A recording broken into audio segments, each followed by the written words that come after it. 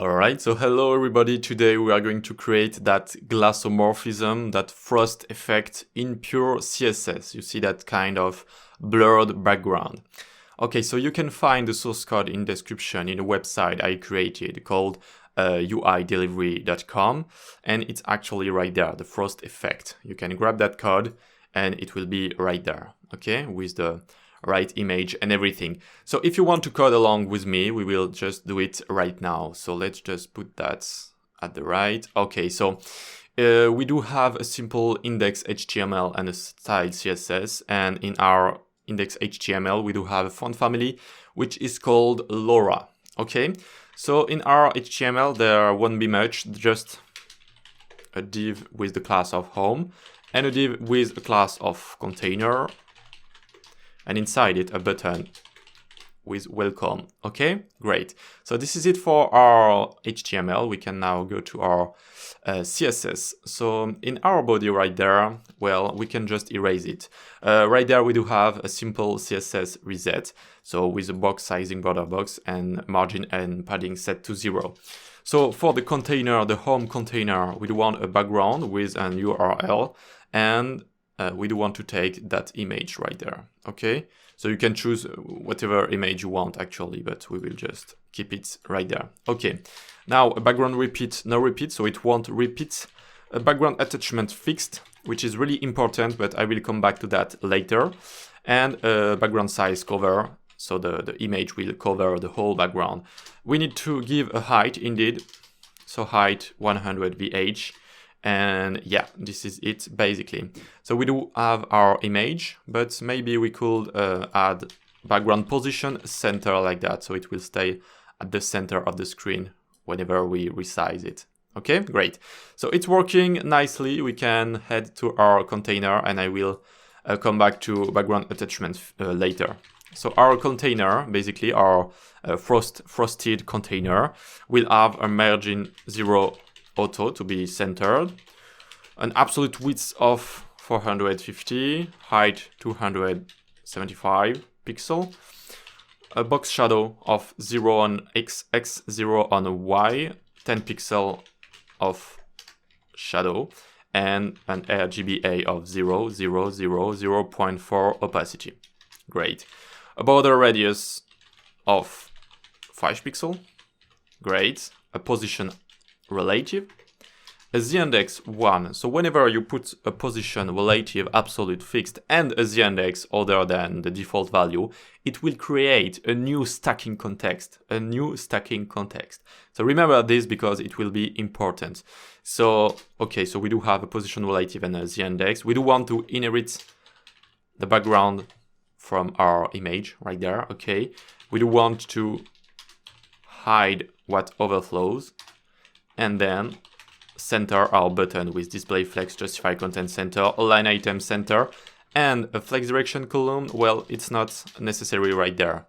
We just need to center our button. Okay, so we do inherit the background from our home, and we do inherit the background at the same position, and it's really important for that kind of stuff, because if we just comment it, look, it will inherit the background, but the whole image and not at the same place. Okay, so we need to fix the background on the container, on the parent, and then we inherit the background but at the same position. Okay, great. So now we can just style our button, or we can also push our element from the top with, for example, the top property. Okay, so I'm using the top property because if I use margin right there, what will happen? A margin collapsing. Okay, so I will just avoid it using top. Great. Great, great, great. Now, container button. Let's go. Some padding. 10, 15. Some border radius of 5 pixel. Some border none. So we just remove the border.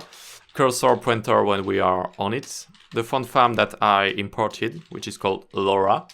A background maroon or brown, 6604F, like that. Great. Color F1, F1, F1. A font size of 27 pixel. And okay. Text transform uppercase.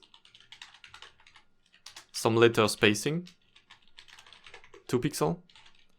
and a font weight of 800. All right, so that's it.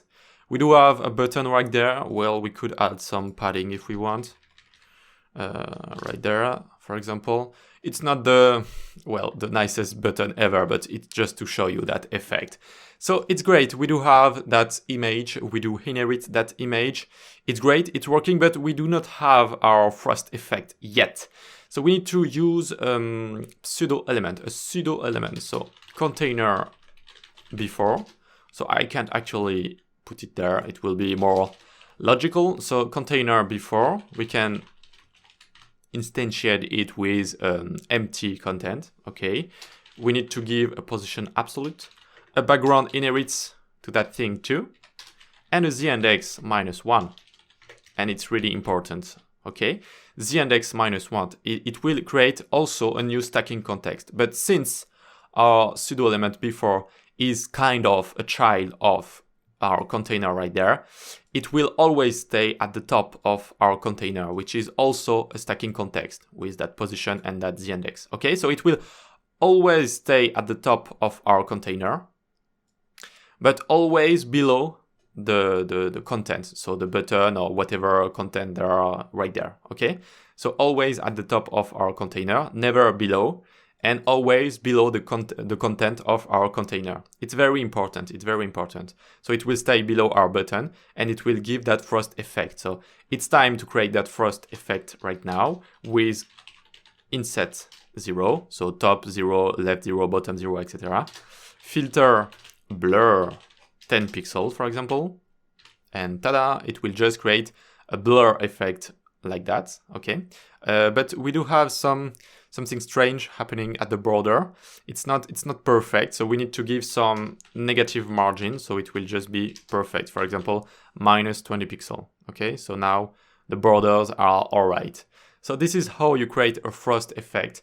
You need to play with the inherit right there, and you will inherit that background. And then you need to create a layer. So it's really great with that pseudo element. You create a layer that will be always on top of our container and below our content. And then you can create that blur effect with that, so with those value, and it will just work fine. All right, so like, subscribe, and just comment or whatever, share it, and see you on another video. Sorry for my accent. I hope you understood me. Ciao.